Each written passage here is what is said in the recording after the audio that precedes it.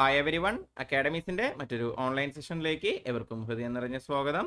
ഞാൻ ഹൻഷാദ്. അപ്പോൾ നമുക്ക് എല്ലാവർക്കും അറിയാം, കഴിഞ്ഞ ഏപ്രിൽ 12 മുതൽ എന്ത് ചെയ്തിരിക്കുകയാണ്, 2020-21 SSC CHSL പരീക്ഷ എന്ത് ചെയ്യുകയാണ്, തുടങ്ങിയിരിക്കുകയാണ്. അപ്പോൾ അതിന്റെ വ്യത്യസ്തമായ ഷിഫ്റ്റുകളിൽ ചോദിച്ചിട്ടുള്ള GK ചോദ്യങ്ങളാണ് എന്ത് ചെയ്യാൻ പോകുന്നത്, നമ്മളിവിടെ ഡിസ്കസ് ചെയ്യാൻ പോകുന്നത്. ടു ബി പ്രിസൈസ്, ഏപ്രിൽ 12 3 ഷിഫ്റ്റുകളിൽ ചോദിച്ചിട്ടുള്ള GK ചോദ്യങ്ങളും അവയോടനുബന്ധപ്പെട്ട് നിങ്ങൾ അറിഞ്ഞിരിക്കേണ്ടുന്ന പ്രധാനപ്പെട്ട വസ്തുതകൾ, അവയോട് റിലേറ്റഡ് ആയിട്ടുള്ള വസ്തുതകൾ എന്ന് പറയുമ്പോൾ ഒരുപക്ഷെ മുൻപ് അതിനെ ബേസ് ചെയ്ത് ചോദിച്ചിട്ടുള്ളതായിരിക്കാം, അല്ലെങ്കിൽ ഇനി ഒരുപക്ഷെ ചോദിക്കാൻ സാധ്യതയുള്ളതായിരിക്കാം. അത്തരത്തിലുള്ള ഫാക്ട്സുമാണ് എന്ത് ചെയ്യാൻ പോകുന്നത്, നമ്മളിവിടെ ഡിസ്കസ് ചെയ്യാൻ പോകുന്നത്. ഏപ്രിൽ 12 SSC CHSL ചോദിച്ചിട്ടുള്ള ചോദ്യങ്ങളാണ്, GK ചോദ്യങ്ങളാണ് ഇന്നത്തെ ക്ലാസ്സിൽ എന്ത് ചെയ്യാൻ പോകുന്നത്, നമ്മൾ ഡിസ്കസ് ചെയ്യാൻ പോകുന്നത്. സോ പറഞ്ഞ സമയം കളയാതെ നമുക്ക് എങ്ങോട്ട് പോവാം, നേരെ ചോദ്യങ്ങളിലേക്ക് പോവാം. ഒരു ചെറിയ കാര്യം കൂടി പറഞ്ഞോട്ടെ, ഈ ചോദ്യങ്ങളിലോട്ട് പോവാന്നൊക്കെ പറഞ്ഞ് കൊണ്ടുവന്നിട്ട് ഞാൻ വേറൊരു കാര്യം പറയുന്നത് ശരിയല്ല എന്നറിയാം, എങ്കിലും ഞാൻ പറയുകയാണ്. പലരുടെയും തെറ്റിദ്ധാരണ എന്ന് പറയുന്നത് ഇത് CHSL മാത്രം ഉപകാരപ്രദമായിരിക്കും ഈ ചോദ്യങ്ങൾ എന്നുള്ളതാണ്. അങ്ങനെയല്ല, ഇത് CHSL-നും CGL-നും MTS-നും അതുപോലെ തന്നെ GD-ക്കും, അല്ലെങ്കിൽ പൊതുവിൽ പറഞ്ഞു കഴിഞ്ഞാൽ SSC നടത്തുന്ന എല്ലാ പരീക്ഷകൾക്കും, അതുപോലെ RRB നടത്തുന്ന എല്ലാ പരീക്ഷകൾക്കും എന്തായിരിക്കും, ഈ ക്വസ്റ്റ്യൻസ് യൂസ്ഫുൾ ആയിരിക്കും. കാരണം എപ്പോഴും SSC-യുടെ ചോദ്യങ്ങൾ RRB-യും RRB-യുടെ ചോദ്യങ്ങൾ SSC-യും എന്ത് ചെയ്യാറുണ്ട്, അങ്ങോട്ടും ഇങ്ങോട്ടും കടമെടുക്കാറുണ്ട്. സോ ഇതിൽ ഏത് പറഞ്ഞ പരീക്ഷയ്ക്ക് നിങ്ങൾ പ്രിപ്പയർ ചെയ്യണമെങ്കിൽ നിങ്ങൾക്ക് എന്ത് ചെയ്യാൻ പറ്റും, ഈ ക്ലാസ്സുകൾ കണ്ടു കഴിഞ്ഞാൽ തീർച്ചയായിട്ടും നിങ്ങൾക്ക് ഉപകാരപ്രദമായിരിക്കും. ഈവൻ കേരള PSC-ക്ക് വരെ യൂസ്ഫുൾ ആണ്. എന്നിരിക്കൽ കൂടി കുറച്ചുകൂടി എന്താ പറയുക, നല്ല രീതിയിൽ ഇത് ഉപകാരപ്പെടുക ആർക്കായിരിക്കും, SSC RRB പരീക്ഷകൾക്ക് വേണ്ടി തയ്യാറെടുക്കുന്നവരായിരിക്കും. അപ്പൊ നമുക്കിനി ശരിക്കും ഒന്നാമത്തെ ചോദ്യത്തിലേക്ക് പോവാം. അയോധ്യ ഈ situated on the bank of which river? നമുക്കറിയാം അയോധ്യ നഗരം ഇപ്പൊ ഏത് നദിയുടെ തീരത്താണ് സിറ്റുവേറ്റ് ചെയ്തിരിക്കുന്നത് എന്നാണ് ചോദിച്ചിരിക്കുന്നത്. അയോധ്യ നഗരം സിറ്റുവേറ്റ് ചെയ്യുന്നത് ഏത് നദീ തീരത്താണ്? സരയൂ നദീ തീരത്താണ് എന്ത് ചെയ്യുന്നത്, അയോധ്യ നഗരം സിറ്റുവേറ്റ് ചെയ്യുന്നത്. അധികം അങ്ങനെ ചോദിച്ച് കണ്ടിട്ടുള്ള ഒരു ചോദ്യമില്ല, അതുകൊണ്ട് തന്നെ എന്ത് ചെയ്യുക, നോട്ട് ചെയ്ത് വെക്കുക. രണ്ടാമത്തെ ചോദ്യം, which player has played maximum test matches? അല്ലെ, ഞാൻ പറയേണ്ട കാര്യമുണ്ടോ? അല്ലെ, ആരാണ്? സച്ചിനാണ് ഏറ്റവും കൂടുതൽ ടെസ്റ്റ് മാച്ചസ് കളിച്ചിരിക്കുന്നത്. എത്ര എണ്ണാണ് കളിച്ചിരിക്കുന്നത്? 200 മാച്ചുകളാണ് കളിച്ചിരിക്കുന്നത്. ഇനി ഒരു പക്ഷേ സച്ചിന്റെ പല റെക്കോർഡുകളും ബ്രേക്കബിൾ ആണെങ്കിൽ കൂടി, എന്താ പറയാ, തകരുമെങ്കിൽ കൂടി ഒരു പക്ഷേ കുറെ കാലം നിലനിന്നേക്കാവുന്ന, അല്ലെങ്കിൽ ഒരു കാലത്തും തകരില്ല എന്ന് എന്താ പറയാ, ക്രിക്കറ്റ് നിരീക്ഷകരൊക്കെ വിശ്വസിക്കുന്ന ഒരു റെക്കോർഡാണിത്. മാക്സിമം കളികൾ കളിച്ചിരിക്കുന്ന 200 കളികൾ എന്നുള്ളതാണ്. കാരണം ഇപ്പോഴത്തെ ഒരു അവസ്ഥ നമുക്കറിയാം, IPL ഉണ്ട്, പിന്നെ ഭയങ്കര ബിസി സ്കെഡ്യൂളാണ് പ്ലേയേഴ്സിനെ സംബന്ധിച്ചിടത്തോളം. സോ ടെസ്റ്റ് മാച്ച് പഴയതുപോലെ അത്രയും വ്യാപകമായിട്ട് നടക്കുന്നില്ല. അതൊക്കെ കൊണ്ട് തന്നെ ഇനി ഒരു ക്രിക്കറ്റ് പ്ലെയറെ സംബന്ധിച്ചിടത്തോളം 200 ടെസ്റ്റ് മാച്ചുകൾ കളിക്കുമോ എന്നുള്ളത് എന്ത് തന്നെയാണ്, സംശയം തന്നെയാണ്. എന്തായാലും ഇപ്പോഴത്തെ റെക്കോർഡ് ആർക്ക് തന്നെയാണ്, സച്ചിന് തന്നെയാണ്. മൂന്നാമത്തെ ചോദ്യം, വേൾഡ് ട്യൂബർകുലോസിസ് ഡേ അല്ലെങ്കിൽ വേൾഡ് TB ഡേ, ലോക ക്ഷയദിനം ആചരിക്കുന്നത് ഏത് ദിവസം എന്നാണ് ചോദിച്ചിരിക്കുന്നത്. ലോക ക്ഷയദിനം ആചരിക്കുന്നത് മാർച്ച് 24-ാം തീയതിയാണ് എന്നും എന്ത് ചെയ്യുക, ഓർത്തിരിക്കുക. നാലാമത്തെ ചോദ്യം, the book pathway to God is written by? ഈ പുസ്തകം ഒരുപക്ഷെ നിങ്ങൾ ആദ്യമായിട്ട് കേൾക്കുമായിരിക്കും, പക്ഷെ ഇത് എഴുതിയ വ്യക്തിയെ പറ്റി നിങ്ങൾക്കറിയാം. ഇദ്ദേഹം എഴുതിയ മറ്റൊരു പ്രധാനപ്പെട്ട ഒരു പുസ്തകം ഞാൻ പറയാം, മൈ എക്സ്പെരിമെന്റ്സ് വിത്ത് ട്രൂത്ത്. അത് തന്നെ, ഇതിപ്പോ എല്ലാവർക്കും അറിയുന്നല്ലേ, എന്റെ സത്യാന്വേഷണ പരീക്ഷണങ്ങൾ എന്നുള്ള പേരിൽ ഓട്ടോബയോഗ്രഫി എഴുതിയ ആ വ്യക്തിയുടെ പേരെന്താണ്, നമ്മുടെ സ്വന്തം ഗാന്ധിജി. പാത്വേ ടു ഗോഡ് എന്ന് പറയുന്നത് ആരുടെ പുസ്തകം തന്നെയാണ്, നമ്മുടെ മഹാത്മാഗാന്ധി എഴുതിയിട്ടുള്ള പുസ്തകമാണ്. അടുത്തത്, who was the founder of Pala dynasty? Palas, Pratiharas, Rashtrakutas എന്നൊക്കെ പറഞ്ഞ് ഒരു സമയം അല്ലെ, ഒരു സമയം ഇന്ത്യ അടക്കി വാണിരുന്ന 3 ഡൈനാസ്റ്റീസ് ആണ്. അപ്പൊ അതിൽ ഈ പാലാ ഡൈനാസ്റ്റിയുടെ ഫൗണ്ടർ ആരാന്നാണ് ചോദിച്ചിരിക്കുന്നത്. ഏകദേശം 750 AD-ലാണ് എന്ത് ചെയ്യുന്നത്, ഈ പാലാ ഡൈനാസ്റ്റി എസ്റ്റാബ്ലിഷ് ആവുന്നത്. അത് എസ്റ്റാബ്ലിഷ് ചെയ്ത രാജാവിന്റെ പേരാണ് ഏതെന്ന് പറയുന്നത്, ഗോപാല എന്ന് പറയുന്നത്. ആരായിരുന്നു പാലാ ഡൈനാസ്റ്റി എസ്റ്റാബ്ലിഷ് ചെയ്ത്? ഗോപാല എന്ന് പറയുന്നത്. ഈ അടുത്ത് വേറെ ഏതോ ഒരു SSC പരീക്ഷയ്ക്ക് ചോദിച്ചിരുന്ന ചോദ്യമായിരുന്നു, ഈ പാലാ ഡൈനാസ്റ്റി എന്ന് പറയുന്നതിൽ പാല എന്ന് പറയുന്ന വാക്കിന്റെ അർത്ഥം എന്താണ്? പ്രാകൃത ഭാഷയിലാണ് അതിന്റെ അർത്ഥം ചോദിച്ചിരിക്കുന്നത്. പ്രാകൃത ഭാഷയിൽ പാല എന്ന് പറയുന്ന വാക്കിനർത്ഥം പ്രൊട്ടക്ടർ എന്നാണ്, സംരക്ഷിക്കുന്നവൻ എന്നാണ്. സ്വതന്ത്ര നോട്ട് ചെയ്ത് വെക്കുക. പാലാ ഡൈനാസ്റ്റിയുടെ സ്ഥാപകൻ ഗോപാലനാണ്. 750 AD കൂടിയാണ് എന്ത് ചെയ്യുന്നത്, ഈ പാലാ ഡൈനാസ്റ്റി സ്ഥാപിക്കപ്പെടുന്നത്. പാല എന്ന് പറയുന്ന വാക്കിനർത്ഥം പ്രാകൃത ഭാഷയിൽ പ്രൊട്ടക്ടർ അല്ലെങ്കിൽ സംരക്ഷിക്കണം എന്നാണ്. ഈ പാലാ ഡൈനാസ്റ്റി ബേസ് ചെയ്ത് തന്നെ ചോദിക്കാറുള്ള മറ്റൊരു ചോദ്യമാണ് ധർമ്മപാലനെ പറ്റിയിട്ട്. പലർക്കും ഇപ്പോൾ ചോദ്യം കിട്ടിയിട്ടുണ്ടാവും, അല്ലെങ്കിൽ മനസ്സിലാക്കണം. ഈ ധർമ്മപാലൻ എന്ന് പറയുന്നത് ഈ ഫൗണ്ട് ചെയ്ത ഗോപാലന്റെ പുത്രനാണ്, മകനാണ്. ഇദ്ദേഹത്തിന്റെ പ്രത്യേകത എന്താണെന്ന് വെച്ച് കഴിഞ്ഞാൽ, ഇദ്ദേഹമാണ് വിക്രംശില യൂണിവേഴ്സിറ്റി ആ കാലഘട്ടത്തിലെ പ്രശസ്തമായ യൂണിവേഴ്സിറ്റികളിൽ ഒന്നായി, അല്ലെങ്കിൽ അതേ പേരിൽ തന്നെ ഒരു മൊണാസ്ട്രിയും ഉണ്ട്, വിക്രംശില യൂണിവേഴ്സിറ്റി അല്ലെങ്കിൽ വിക്രംശില മൊണാസ്ട്രി എല്ലാം സ്ഥാപിക്കുന്നത് ആരാണ്? ഈ ധർമ്മപാലനാണ് എന്ന് ഓർത്തിരിക്കുക. സോ 1-2 പോയിന്റ്സ് പറഞ്ഞു. പാലാ ഡൈനാസ്റ്റി സ്ഥാപിക്കുന്നത് ഗോപാലനാണ്. പാല എന്ന് പറയുന്ന വാക്കിനർത്ഥം പ്രാകൃത ഭാഷയിൽ പ്രൊട്ടക്ടർ അല്ലെങ്കിൽ സംരക്ഷിക്കുന്നവനാണ്. ഈ ഗോപാലന്റെ പുത്രനായിരുന്നു ധർമ്മപാലൻ. അദ്ദേഹമാണ് വിക്രംശില യൂണിവേഴ്സിറ്റി അല്ലെങ്കിൽ വിക്രംശില മൊണാസ്ട്രി സ്ഥാപിച്ചത് എന്നും എന്ത് ചെയ്യുക, ഒന്ന് ഓർത്തു വെക്കുക. അപ്പോൾ ഈ 5 ചോദ്യങ്ങൾ നമ്മൾ പഠിച്ചു. പെട്ടെന്നൊന്ന് എന്ത് ചെയ്യാം, നമുക്ക് പതിവ് പോലെ റിവൈസ് ചെയ്യാം. അയോധ്യ നഗരം സിറ്റുവേറ്റ് ചെയ്യുന്ന സരയൂ നദിയുടെ തീരത്താണ്. ഏറ്റവും കൂടുതൽ ടെസ്റ്റ് മാച്ച് കളിച്ച റെക്കോർഡ് നമ്മുടെ സച്ചിൻ ടെണ്ടുൽക്കർക്കാണ്. വേൾഡ് ട്യൂബർകുലോസിസ് ഡേ അല്ലെങ്കിൽ വേൾഡ് TB ഡേ നമ്മൾ സെലിബ്രേറ്റ് ചെയ്യുന്നത് മാർച്ച് 24-ാം തീയതിയാണ്. The book pathway to God, ദൈവത്തിലേക്കുള്ള വഴി എഴുതിയത് മറ്റാരുമല്ല മഹാത്മാഗാന്ധി അഥവാ മോഹൻദാസ് കരംചന്ദ് ഗാന്ധിയാണ്. പാലാ ഡൈനാസ്റ്റിയുടെ സ്ഥാപകൻ ആരാണ്? ഗോപാലനാണ്. പാല എന്ന് പറയുന്ന വാക്കിനർത്ഥം പ്രാകൃത ഭാഷയിൽ സംരക്ഷിക്കുന്നവൻ എന്നാണ്. ധർമ്മപാലൻ അദ്ദേഹത്തിന്റെ പുത്രനാണ്. ഈ ധർമ്മപാലനാണ് വിക്രംശില യൂണിവേഴ്സിറ്റി അല്ലെങ്കിൽ വിക്രംശില മൊണാസ്ട്രി ഇന്ത്യയിൽ സ്ഥാപിക്കുന്നതെന്നും ഓർത്തിരിക്കുക. അടുത്തത് 6ാമത്തെ ചോദ്യം, Zojila pass is located in. ഈ സോജില പാസ് ഏത് സംസ്ഥാനത്താണ്? അല്ലെങ്കിൽ ഇപ്പൊ സംസ്ഥാനം നമുക്ക് വിളിക്കാൻ പറ്റില്ല, ജസ്റ്റ് നിങ്ങൾ ഇത്രയും ഓർത്തിരുന്നാൽ മതി. എവിടെയാണുള്ളത്? ജമ്മു കാശ്മീരിലാണ് എന്ത് സിറ്റുവേറ്റ് ചെയ്യുന്നത്? നമ്മുടെ സോജില പാസ് സിറ്റുവേറ്റ് ചെയ്യുന്നത്. തന്നെയാണ് ഓപ്ഷൻ ഉണ്ടായിരുന്നത് എന്നാണ് ഞാൻ വിശ്വസിക്കുന്നത്. കാരണം ഓപ്ഷൻസോ അല്ലെങ്കിൽ ഒഫീഷ്യലി നമുക്ക് കിട്ടിയിട്ടുള്ള ചോദ്യങ്ങളൊന്നുമല്ല, ഞാൻ പല സ്ഥലത്തു നിന്നും കളക്ട് ചെയ്ത് കമ്പൈൽ ചെയ്തിട്ടുള്ള സെറ്റ് ഓഫ് ചോദ്യങ്ങളാണ്. ഇതിൽ ഭൂരിഭാഗം ചോദിച്ചിട്ടുണ്ട് എന്നുള്ളതൊരു വിശ്വാസം മാത്രമാണ്. എത്രയൊക്കെ എങ്ങനെയൊക്കെ ചോദിച്ചിട്ടുണ്ടെന്നല്ല, പക്ഷെ 2-3 എണ്ണത്തൊക്കെ ഞാൻ എടുത്തിട്ട് ഞാൻ കമ്പയർ ചെയ്തിട്ട് അതിൽ എല്ലാം എന്താ പറയുക, എന്തായാലും ഉറപ്പായിട്ടും ചോദിച്ചിട്ടുണ്ടെന്നുള്ളത് പിക്ക് ചെയ്തിട്ടാണ് ഇട്ടിരിക്കുന്നത്. അല്ലാതെ വാരി വലിച്ച് വഴി കൂടെ പോകുന്ന ചോദ്യങ്ങൾ ഞാൻ ഇട്ടിട്ടില്ല. പിന്നെ ചില ചോദ്യങ്ങൾ കാണുമ്പോൾ നമുക്ക് അറിയാലോ ഇതൊരു SSC ഓറിയന്റഡ് ആയിട്ടുള്ള ചോദ്യമാണോ, അല്ലെങ്കിൽ SSC ഇങ്ങനെ ചോദിക്കും എന്നുള്ളത് കുറച്ച് പ്രീവിയസ് ക്വസ്റ്റ്യൻസ് നോക്കിക്കഴിഞ്ഞാൽ നമുക്കൊരു ഐഡിയയും കിട്ടും. അപ്പൊ അങ്ങനെയാണ് അത് ഞാൻ പിക്ക് ചെയ്തിരിക്കുന്നത്. അപ്പൊ 7ാമത്തെ ചോദ്യം, who is the current prime minister of Finland? ഫിൻലൻഡിന്റെ പ്രധാനമന്ത്രി ആരാണെന്നാണ് ചോദിച്ചിരിക്കുന്നത്. കണ്ടോ, ചിരിച്ചിരിക്കുന്ന ആ ഒരു സുന്ദരിയായിട്ടുള്ള വനിത തന്നെയാണ് ഇപ്പോഴത്തെ ഫിൻലാൻഡിന്റെ പ്രൈം മിനിസ്റ്റർ. എന്താണ് ഇവരുടെ പ്രത്യേകത എന്ന് ചോദിച്ചു കഴിഞ്ഞാൽ, she is the youngest serving prime minister in the world. ഇപ്പൊ ലോകത്ത് കുറെ 200-ൽ പരം രാജ്യങ്ങളുണ്ടെങ്കിലും ആ രാജ്യങ്ങളിലെല്ലാം നമ്മൾ എടുത്തു കഴിഞ്ഞാൽ ഇപ്പൊ സെർവ് ചെയ്യുന്ന ഏറ്റവും പ്രായം കുറഞ്ഞ പ്രധാനമന്ത്രിയാണ് ആരുടെ പ്രധാനമന്ത്രി? ഫിൻലാൻഡിന്റെ പ്രൈം മിനിസ്റ്റർ ആയിട്ടുള്ള സന്ന മറിൻ എന്ന് പറയുന്ന ഈ ലേഡി. ഇവർ അധികാരത്തിൽ കയറുമ്പോൾ ഇവർക്ക് ഒരു 34 വയസ്സേ ഉണ്ടായിരുന്നുള്ളൂ. ഫിൻലൻഡിന്റെ ഇപ്പോഴത്തെ പ്രധാനമന്ത്രി സന്ന മറിൻ എന്ന് പറയുന്ന ലേഡിയാണ്. She is the youngest serving prime minister of the world. She was just 34 years old when she was assuming power. ഫിൻലൻഡിന്റെ പ്രധാനമന്ത്രിയാണെന്നും എന്ത് ചെയ്യുക, ഓർത്തിരിക്കുക. 8ാമത്തെ ചോദ്യം, 55ാമത്തെ ജ്ഞാനപീഠ പുരസ്കാരം ആർക്കാണ് കൊടുത്തത്? 55ാമത്തെ ജ്ഞാനപീഠ പുരസ്കാരം നമുക്ക് എല്ലാവർക്കും അറിയുന്നതാണ്. നമ്മുടെ സ്വന്തം അക്കിത്തത്തിനാണ് എന്ത് ചെയ്തത്, 55ാമത്തെ ജ്ഞാനപീഠ പുരസ്കാരം കിട്ടിയത്. ഒപ്പം എനിക്കിത് കിട്ടുമ്പോൾ ഒരു പണി നിങ്ങൾക്ക് തന്നില്ല, ഒരു സമാധാനം ഉണ്ടാവില്ല. 1ാമത്തെ ജ്ഞാനപീഠ പുരസ്കാരം കിട്ടിയ ആ മലയാളിയുടെ പേര് എല്ലാവർക്കും അറിയുന്നതായിരിക്കും. അദ്ദേഹത്തിന്റെ ഏത് പുസ്തകത്തിനാണ് അത് കിട്ടിയത് എന്നുള്ളതും എന്ത് ചെയ്യുക, താഴെ എനിക്ക് കമന്റ് സെക്ഷനിൽ നിങ്ങളുടെ ആൻസർ ആയിട്ട് പറഞ്ഞു തരിക. 9ാമത്തെ ചോദ്യം, which of the following states does not belong to 7 sisters? നമുക്കറിയാം നോർത്ത് ഈസ്റ്റിലുള്ള 7 സംസ്ഥാനങ്ങളെ ഒന്നിച്ച് നമ്മൾ വിളിക്കുന്ന എന്താണ്, 7 സഹോദരിമാർ എന്നാണ് നമ്മൾ വിളിക്കാറുള്ളത് അല്ലെ. അവരുടെ മാപ്പ് ഞാനിവിടെ കൊടുത്തിട്ടുണ്ട്.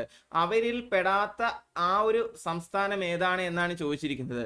അപ്പൊ അവരിൽ പെടാത്ത ആ സംസ്ഥാനം അറിയണമെന്നുണ്ടെങ്കിൽ അവർ ആരൊക്കെയാണെന്ന് നമുക്ക് അറിഞ്ഞാൽ മതി. ഇവിടെ 7 എണ്ണത്തിന്റെയും ലിസ്റ്റ് ഞാൻ കൊടുത്തിട്ടുണ്ട്. പക്ഷെ ഇത് പഠിക്കാൻ വളരെ വ്യാപകമായി എല്ലാവരും ഉപയോഗിക്കുന്ന ഒരു കോഡുണ്ട്. ഞാൻ ഉണ്ടാക്കിയതൊന്നുമല്ല കേട്ടോ, ഇവിടെ നിന്നും എനിക്ക് വീണ് കിട്ടിയിട്ടുള്ളതാണ്.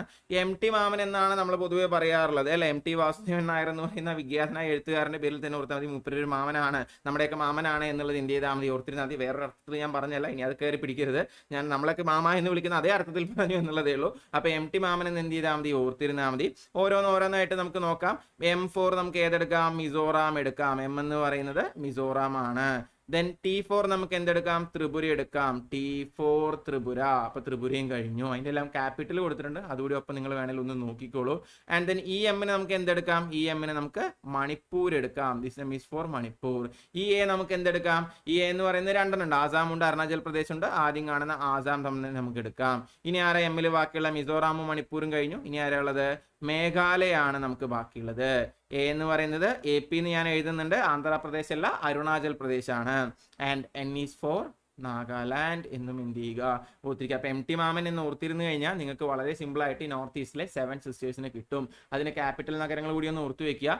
മിസോറാമിന്റെ ക്യാപിറ്റൽ ഐസ്വാൾ ആണ്. ത്രിപുരയുടെ ക്യാപിറ്റൽ അഗർത്തലയാണ്. മണിപ്പൂരിന്റെ ക്യാപിറ്റൽ വരുന്നത് ഇംഫാൽ ആണ്. ആസാമിന്റെ ക്യാപിറ്റൽ വരുന്നത് ദിസ്പൂർ ആണ്. മേഘാലയയുടെ ക്യാപിറ്റൽ വരുന്നത് ഷില്ലോങ് ആണ്. അരുണാചൽ പ്രദേശിന്റെ ഇറ്റാനഗർ ആണ്. നാഗാലാൻഡിന്റെ ഏതാണ്, കൊഹിമയാണെന്ന് കൂടി ഒപ്പം ഓർത്തിരിക്കുക. അതും എന്ത് ചെയ്യാറുണ്ട്, ചോദിക്കാറുണ്ട്. 10ാമത്തെ ചോദ്യം, who is the deputy election commissioner of India? നിങ്ങൾക്കറിയാം, നമ്മ ഈ സൈസ് സാധാരണ എടുക്കാറില്ല. കറണ്ട് അഫയേഴ്സ് ആർക്കുള്ളതാണ്? നിങ്ങൾക്കുള്ളതാണ്. ഞാൻ ബാക്കി ചോദ്യങ്ങളെ പറയാറുള്ളൂ. കറണ്ട് അഫയേഴ്സ് നിങ്ങൾ എനിക്ക് താഴെ പറഞ്ഞു തരണം. അപ്പോൾ വീണ്ടും 5 ചോദ്യങ്ങൾ നമ്മൾ പഠിച്ചിരിക്കുകയാണ്. പെട്ടെന്ന് റിവൈസ് ചെയ്യാലോ. സോജില പാസ് ലൊക്കേറ്റ് ചെയ്യുന്നത് ജമ്മു കാശ്മീരിലാണ്. ഇപ്പോഴത്തെ ഫിൻലൻഡിന്റെ current serving prime minister Sanna മറീനാണ്. 55ാം ജ്ഞാനപീഠ പുരസ്കാരം ലഭിച്ചത് അക്കിത്തത്തിനാണ്. 7 സിസ്റ്റേഴ്സ് എന്ന് പറയുന്ന എം ടി മാമനാണ്. അത് അറിയുന്നവനെ പെടാത്തത് കണ്ടുപിടിക്കാൻ യാതൊരു ബുദ്ധിമുട്ടുമില്ല. ഡെപ്യൂട്ടി ഇലക്ഷൻ കമ്മീഷണർ നിങ്ങൾ എനിക്ക് പറഞ്ഞു തരും. സെറ്റ് അല്ലേ? അടുത്തതിലോട്ട് പോട്ടെ. അടുത്ത ചോദ്യം, Greenland is in which ocean? ലോകത്തിലെ ഏറ്റവും വലിയ ദ്വീപായ ഗ്രീൻലാൻഡ് ഏത് സമുദ്രത്തിലാണ് സ്ഥിതി ചെയ്യുന്നത്? നോർത്ത് അറ്റ്ലാന്റിക് ഓഷ്യനിലാണ് എന്ത് സ്ഥിതി ചെയ്യുന്നത്? ഗ്രീൻലാൻഡ് സ്ഥിതി ചെയ്യുന്നത്. ഓപ്ഷനിൽ അറ്റ്ലാന്റിക് ഓഷ്യൻ എന്നാണോ അത് നോർത്ത് അറ്റ്ലാന്റിക് ഓഷ്യൻ എന്നാണോ എന്ന് എനിക്കറിയില്ല. എന്തായാലും ഓർത്തിരിക്കുക, നോർത്ത് അറ്റ്ലാന്റിക് ഓഷ്യനിലാണ് എന്ത് ചെയ്യുന്നത്? ഗ്രീൻലാൻഡ് സ്ഥിതി ചെയ്യുന്നത്. 12ാമത്തെ ചോദ്യം, സെൻട്രൽ പൊട്ടാറ്റോ റിസർച്ച് ഇൻസ്റ്റിറ്റ്യൂട്ട്, കേന്ദ്ര ഉരുളക്കിഴങ്ങ് ഗവേഷണ കേന്ദ്രം, അങ്ങനെ തന്നെ ആയിരിക്കും ഇതിന്റെ മലയാളം. അത് സിറ്റുവേറ്റ് ചെയ്യുന്നത് ഏത് സംസ്ഥാനത്തിലാണെന്നാണ് ചോദിച്ചിരിക്കുന്നത്. It is situated in Himachal Pradesh. HP Himachal പ്രദേശിലാണ്. ഹിമാചൽ പ്രദേശിൽ തന്നെ ഒന്നുകൂടി സ്പെസിഫിക് ആയി പറഞ്ഞാൽ ഷിംലയിലാണ് കേന്ദ്ര ഉരുളക്കിഴങ്ങ് ഗവേഷണ കേന്ദ്രം എന്ത് ചെയ്യുന്നത്? സ്ഥിതി ചെയ്യുന്നത്. 13ാമത്തെ ചോദ്യം, who is called grand old man of India? ഇന്ത്യയുടെ വന്ധ്യ വയോധികൻ എന്നറിയപ്പെടുന്ന ആ വ്യക്തി ആരാണ്?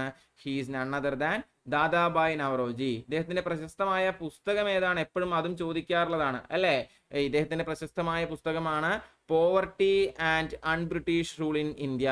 ഏതാണ് ദാദാബായ് നവറോജിയുടെ പ്രശസ്തമായ പുസ്തകം? Poverty and unBritish rule in India. അറിയാത്തവരുണ്ടെങ്കിൽ നോട്ട് ചെയ്ത് വെക്കുക. എപ്പോഴും ചോദിക്കാറുള്ള ഇദ്ദേഹവുമായി റിലേറ്റഡ് ആയിട്ടുള്ള മറ്റൊരു ചോദ്യമാണ്. Grand old man of India Dadabhai നവറോജിയാണ്. അദ്ദേഹത്തിന്റെ പ്രശസ്തമായ ഒരു പുസ്തകമാണ് poverty and unBritish rule in India എന്ന് പറയുന്നത്. 14ാമത്തെ ചോദ്യം, article 72 is related to what? അത് പാർഡണിംഗ് പവർ ഓഫ് പ്രസിഡന്റ് ആണ് അല്ലെ. വധശിക്ഷയൊക്കെ വന്നു കഴിഞ്ഞാൽ എന്ത് ചെയ്യാൻ പറ്റും? അദ്ദേഹത്തിന് ദയാഹർജി കൊടുത്തു കഴിഞ്ഞാൽ മാപ്പ് കൊടുക്കാൻ പറ്റും. അപ്പൊ പ്രസിഡന്റിന്റെ ആ ഒരു പവറിനെയാണ് നമ്മൾ എന്തിൽ നമ്മൾ ഉപയോഗിക്കുന്നത്? ഏത് ആർട്ടിക്കിൾ റിലേറ്റഡ് ആയിരിക്കുന്നത്? ആർട്ടിക്കിൾ 72 റിലേറ്റഡ് ആയിരിക്കുന്നത്.